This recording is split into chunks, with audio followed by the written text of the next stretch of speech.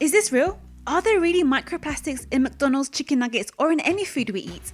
Spoiler alert, the answer is probably yes. You may be shocked to hear this, so let's find out if microplastics in food are a threat to your health and if you can avoid eating them. So, what are microplastics? Well, microplastics are small pieces of plastic that are found in the environment. They are defined as plastic particles less than 0.2 inches or 5 millimeters in diameter. They are either produced as small plastics, such as microbeads added to toothpaste and exfoliants, or they are created when larger plastics are broken down in the environment.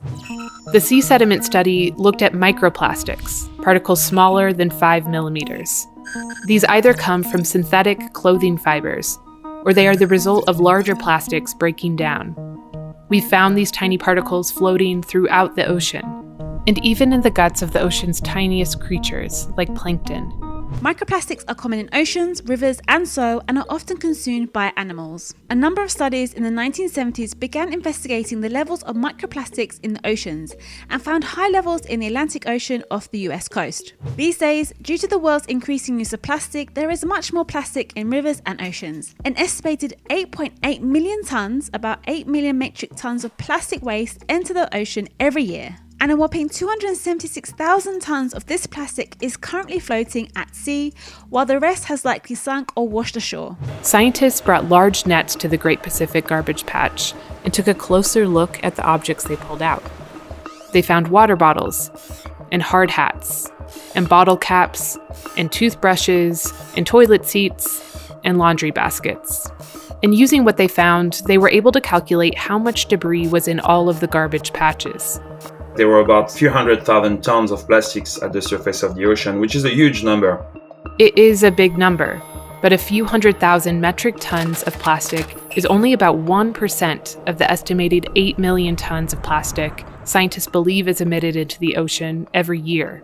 So with all this plastic in the environment and floating around, has this ended up in our food? In short, yes. Studies have shown that microplastics are found commonly in food, including fish and seafood, table salt, beer, honey and sugar, and tap water. Well, where's the evidence, I hear you ask? Well, one study examined 15 different brands of sea salt and found up to 273 microplastic particles per pound of salt. Other studies have found up to 300 microplastic fibers per pound of honey and up to 109 microplastic fragments per quart of beer. But the most common source of microplastics in food is seafood. Because microplastics are particularly common in seawater, they're commonly consumed by fish and other named organisms. Recent studies have shown that certain fish mistake plastic for food, which can lead to toxic chemicals accumulating inside fish liver. This really doesn't sound good, does it? A recent study found that microplastics were even present in deep sea organisms, suggesting that microplastics are affecting even the most remote species. What's more, mussels and oysters are at a much higher risk of microplastic contamination than most other species. So, if we're consuming these microplastics, what is it doing to our health? Let's find out. Before we do, don't forget to hit that like button and subscribe to my channel if you haven't already to join my community. Let's get to the truth about nutrition together. Now let's get back to the video. So, are microplastics harmful to your health? We still don't know if or how microplastics affect humans.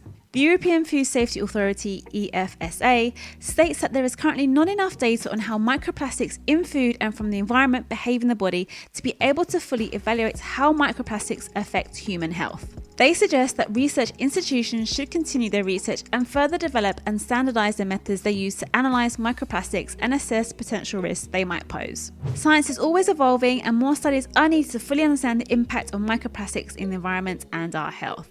At the moment, there is no advice from official authorities indicating that we need to change our eating behavior or avoid certain foods to steer clear of microplastics. But it is clear that there are many questions to which we don't have definitive answers yet. Research institutions and international authorities are working towards determining the amount of microplastics we're being exposed to, whether this amount is harmful to us and whether additives and other substances play a role on the level of toxicity. So, is there any way of avoiding microplastics in food? Well, it seems the highest concentrations of microplastics in the food chain appear to be in fish, particularly shellfish. Because little is known about how microplastics affect health, it is not necessary to avoid shellfish entirely.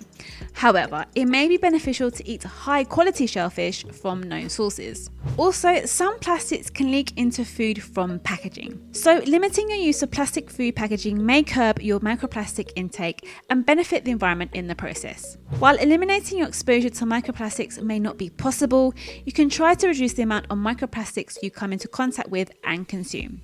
How? Well, here are some tips. Number 1, limit highly processed foods. There is some research that associates consumption of highly processed foods such as hamburgers, ready-to-eat convenience meals, French fries, ice cream, soda and canned foods with high levels of microplastics in the body.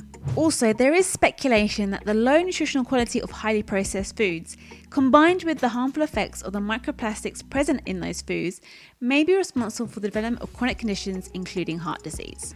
So try to choose whole foods and minimally processed foods more often and limit or eliminate highly processed foods from your diet.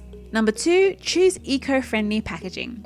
Using eco-friendly packaging reduces the exposure to and migration of microplastics in the food supply.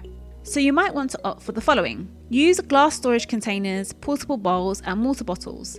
Use stainless steel bento boxes and reusable water containers. And use bamboo lunch boxes, bowls, utensils and pantry storage jars instead. Number 3, use glass or stainless steel water bottles. Exposure to microplastics is almost 2 to 3 times higher in individuals who rely on their fluid intake from plastic water bottles than those who use alternative water bottles.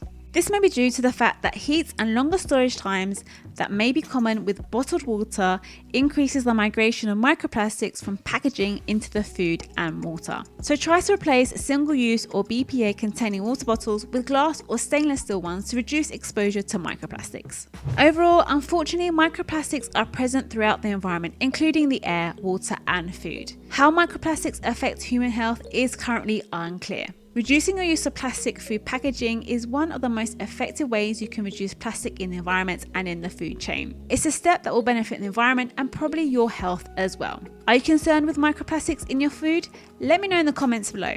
If you found this video helpful, hit that like button and subscribe to my channel if you haven't already for more videos just like this. Catch you on the next one.